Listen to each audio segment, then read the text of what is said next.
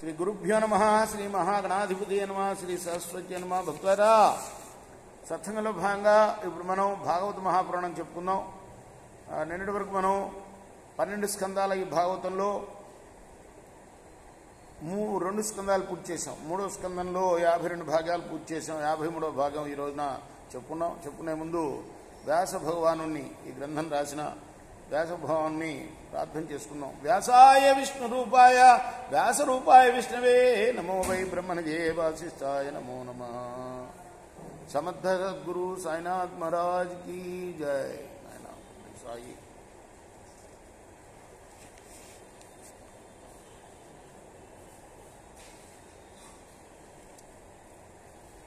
మైత్రేయుణ్ణి అడుగుతున్నాడు విదురుడు. మహానుభావ, స్వయంభవ మనువు తన కుమార్తె అయిన దేవహూతిని కర్ధమ ప్రజాపతికి ఇచ్చి వివాహం చేసిన విధానాన్ని చెప్పవయ్యా. ఆ దేవహూతి యందు మహాయోగీశ్వరుడైన కర్ధముడు ఏ విధంగా సంతానాన్ని కన్నాడో అది కూడా చెప్పు. అంతేకాక కర్ధమ ప్రజాపతి తన మరొక కన్యని కర్ధమ ప్రజాపతి తన కన్య రుచిని దక్ష ప్రజాపతికి ఇచ్చి వివాహం చేశాడని చెప్పావు. మరి ఆ రుచి యందు దక్ష ప్రజాపతి ప్రజాపతి అంటే ప్రజలను సృష్టించేవాడని అర్థం. ఎలా సృష్టించాడు అవన్నీ కూడా చెప్పాలి. ఇద్దరు గురించి అడుగుతున్నాడు. ఎవరి గురించి? కర్ధమ ప్రజాపతి గురించి, దక్ష ప్రజాపతి గురించి. వాళ్ళిద్దరు ఎలా పిల్లల్ని కన్నారు, వాళ్ళ విషయాలు చెప్పు అని అడగగానే విదురుడితో మైత్రేయుడు అన్నాడు, ఓ విదురా, కృతయుగంలో బ్రహ్మదేవుడు ప్రజల్ని సృష్టించడానికి కర్ధమ మునీశ్వరుణ్ణి నియమించాడు. అందుకు చాలా సంతోషం కలవాడై సరస్వతీ నదీ తీరంలో ఆయన, ఎవరు? కర్ధమ ప్రజాపతి 10,000 సంవత్సరాలు విడవకుండా తపస్సు చేశాడు. ఒకనాడు ఆయన దేవదేవుడైన లక్ష్మీవల్లభుణ్ణి ఆరాధించాడు. ఆ దేవుడు కర్ధముణ్ణి కరుణించి ప్రత్యక్షమయ్యాడు. ఆయన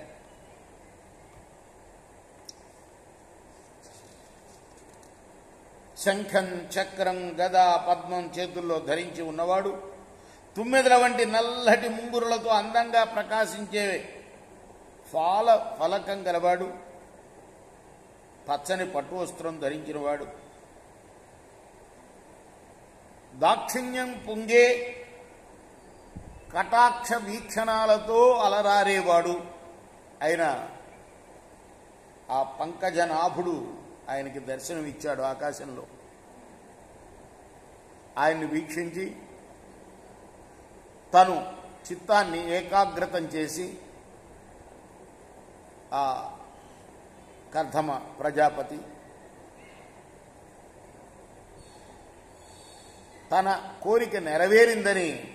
ఏం కోరిక? బ్రహ్మదేవుడు ఆజ్ఞాపించిన కోరికే. ఏం చెప్పాడు బ్రహ్మదేవుడు? ప్రజల్ని సృష్టించవయ్యా అని. ఆనందంతో ఉప్పొంగిపోయాడు ఆయన ప్రత్యక్షం అయ్యేటప్పటికి.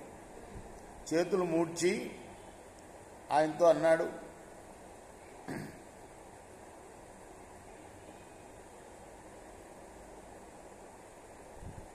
ఓ పుండరీకాక్ష, నువ్వు అఖిల ప్రాణిలోకానికి కూడా అంతరాత్మవై ప్రకాశిస్తూ ఉంటావు.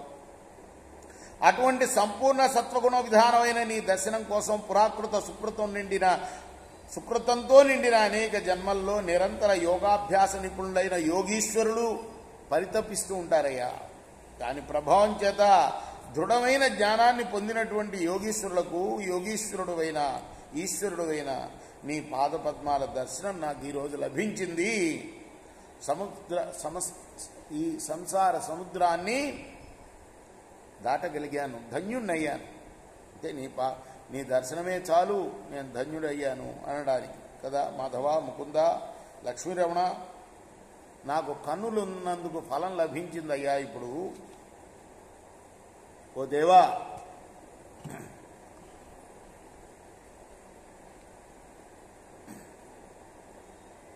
కొంతమంది మతిమాలిన వారై నీ చరణ కమలాలని తుచ్చమైన కోరికలు కోరి ఆరాధిస్తూ ఉంటారు. వాళ్ళ కోరికలు కూడా నువ్వు సఫలం చేస్తూ ఉంటావు.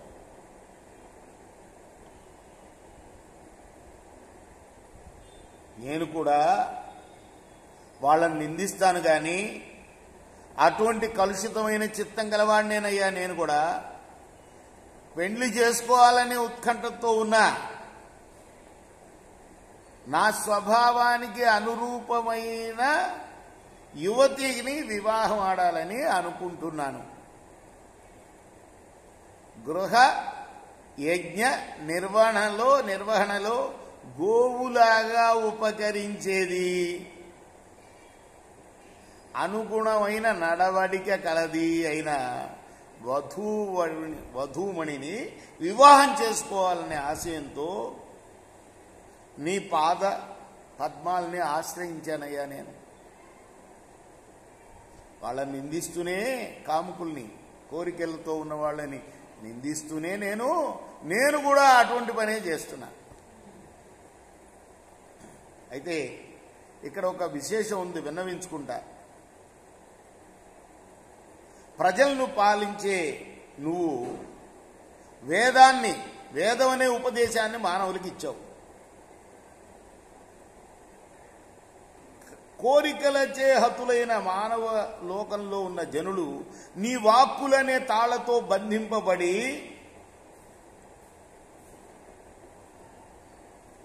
ఉంటారు. కాబట్టి మరి వేదంలో ఏం చెప్పారు?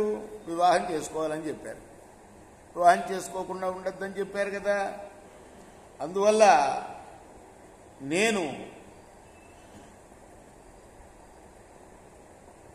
ఈ విధంగా కోరుతున్నానయ్యా.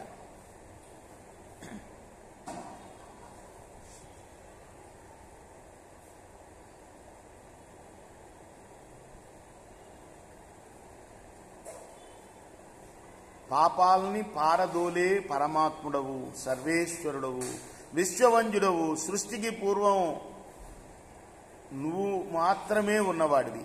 అంటే సృష్టికి పూర్వం ఎవరు లేరు, నువ్వు తప్పితే. నీకు సృష్టి చేయాలనే కోరిక కలిగింది. అయినా నువ్వు నిర్మించిన మాయ వల్ల సత్వం మొదలైన శక్తులు పుడుతున్నాయి. సాలెగూడు సృష్టించి మళ్ళీ తల్లో విలీనం చేసుకున్నట్టుగా నీవు ఆ శక్తుల ద్వారా లోకాలు పుట్టడానికి, వృద్ధి పొందడానికి, నాశనం కావడానికి కారణభూతమైన మాయా మహిమతో ప్రకాశిస్తూ ఉంటావు. మళ్ళా దాన్ని ప్రళయకాలంలో నీలోకే ఉపసంహరిస్తూ ఉంటావు. అటువంటి నీ అపార లీలా విలాసమైన మహాసముద్రాన్ని దాటడానికి ఎటువంటి వారికి కూడా సాధ్యం కాదయ్యా దేవా అంటూ కర్ధమ ప్రజాపతి నిష్కపటంగా చేసిన స్తోత్రం గరుత్మంతుని మూపుపై ఒయ్యారంగా కూర్చుండే అనురాగంతో కూడిన చిరునవ్వులనే వెన్నెలను చిందించే ఆ మహానుభావుడు విష్ణుదేవుడు విని అతనితో అన్నాడు, ఓ కర్ధమ మునీంద్ర, నీ మనస్సులో ఏముందో నాకు తెలుసయ్యా. నువ్వు ఏం కావాలని కోరినను భక్తి శ్రద్ధతో శమధమాది నియమాలతో ఆరాధించావో ఆ కోరిక నీకు అవశ్యం నెరవేరుతుంది సుమా అని ఆజ్ఞ ఇచ్చి ఇంకా అన్నాడు, బ్రహ్మదేవుడి కుమారుడు రాజాదిరాజు అయిన స్వయంభువ మనువు బ్రహ్మావర్త దేశాన్ని రాజధానిగా సప్త సముద్రాల నడుమ ఉన్న భూమండలాన్నంతా పరిపాలిస్తున్నాడయ్యా. రాజరిషి ఆయన ఎవరు? బ్రహ్మకుమారుడైన స్వయంభువ మనువు. ఆయన శతరూప అనే తన భార్యతో కూడి పెండ్లి కావలసిన తన కూతురు నీ వెంట పెట్టుకొని నీ దగ్గరికి వస్తాడు. నీకు తగినటువంటి తన పుత్రికని ఇచ్చి వివాహం చేస్తాడు. నీ కోరిక నెరవేరుతుందయ్యా.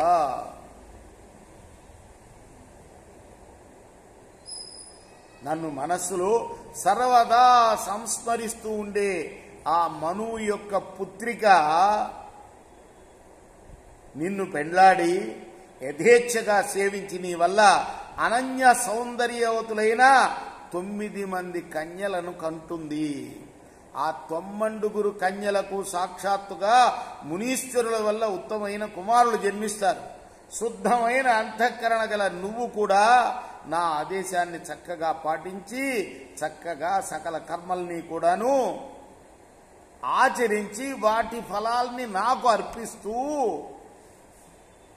ఏకాగ్రమైన మనస్సుతో ఇంద్రియాలని జయించి ప్రాణికోటికి అవసరమైనప్పుడు అభయం ఇస్తూ దానాలు చేస్తూ కరుణామూర్తివై సుజ్ఞానివై ప్రవర్తించు. నాలో లోకాలన్నీ ఉన్నాయని నీలో నేనున్నానని తెలుసుకొని నన్ను ఆరాధిస్తూ ఉండు. నువ్వు సన్యాసాశ్రమాన్ని స్వీకరించి అంత్యకాలంలో నువ్వు నా సన్నిధికి చేరగలవు. నీ తేజస్సు వల్ల నేనే నీ గర్భంలో ప్రవేశిస్తా. నా కళాంశతో నీ కుమారుడువై జన్మిస్తా. నీకు తత్వస్వరూపాన్ని సాంఖ్యశాస్త్రాన్ని బోధిస్తా. అంతేకాదు నన్ను ఆత్మరూపంగా నువ్వు దర్శిస్తావు అని ఈ విధంగా విష్ణుదేవుడు కర్దవ మునీశ్వరుడికి వివరించి చెప్పి అతడు చూస్తుండగానే అంతర్హితుడయ్యాడు. మిగతా కథ మనం రేపు ఎన్నో భాగంలో 54వ భాగంలో చెప్పుకున్నాం. 53వ భాగం ఈ రోజున పూర్తి చేశాం. కృష్ణార్పణమస్తు. సాయి కృష్ణార్పణమస్తు. श्री सच्चिदानंद सद्गुरु साईनाथ महाराज की जय। चेकोरा हारती दिगो सद्गुरुनाथ देवा साईनाथ पांचभौतिक तत्वमुलाने हारतुलित्तुमुरा निर्गुणम्मगु स्थिते वीडी एट्ली आकारं పొందితివో సాయిరాం సర్వము నిండిన నీవే ఇంకను ఉంటివి తల్లి వలే।